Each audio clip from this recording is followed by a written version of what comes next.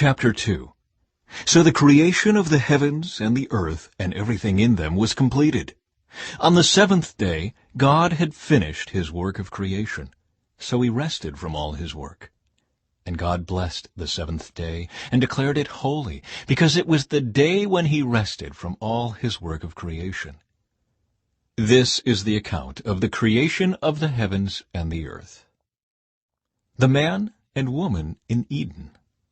When the Lord God made the earth and the heavens, neither wild plants nor grains were growing on the earth, for the Lord God had not yet sent rain to water the earth, and there were no people to cultivate the soil.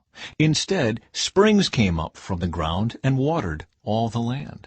Then the Lord God formed the man from the dust of the ground. He breathed the breath of life into the man's nostrils, and the man became a living person. Then the Lord God planted a garden in Eden in the east, and there he placed the man he had made. The Lord God made all sorts of trees grow up from the ground, trees that were beautiful and that produced delicious fruit. In the middle of the garden he placed the tree of life and the tree of the knowledge of good and evil. A river flowed from the land of Eden, watering the garden and then dividing into 4 branches.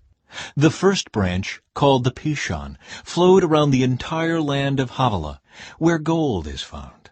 The gold of that land is exceptionally pure. Aromatic resin and onyx stone are also found there. The second branch, called the Gihon, flowed around the entire land of Cush. The third branch, called the Tigris, flowed east of the land of Asher. The fourth branch is called the Euphrates. The Lord God placed the man in the Garden of Eden to tend and watch over it. But the Lord God warned him, "You may freely eat the fruit of every tree in the garden, except the tree of the knowledge of good and evil.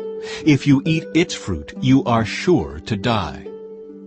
Then the Lord God said, "It is not good for the man to be alone. I will make a helper who is just right for him."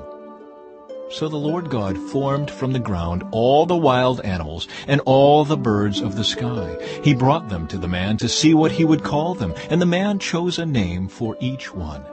He gave names to all the livestock, all the birds of the sky, and all the wild animals. But still, there was no helper just right for him. So the Lord God caused the man to fall into a deep sleep. While the man slept, the Lord God took out one of the man's ribs and closed up the opening. Then the Lord God made a woman from the rib, and he brought her to the man.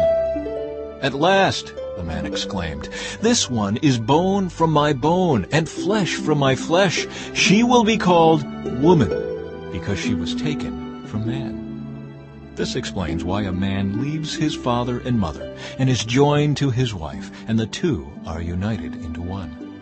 Now the man and his wife were both naked, but they felt no shame.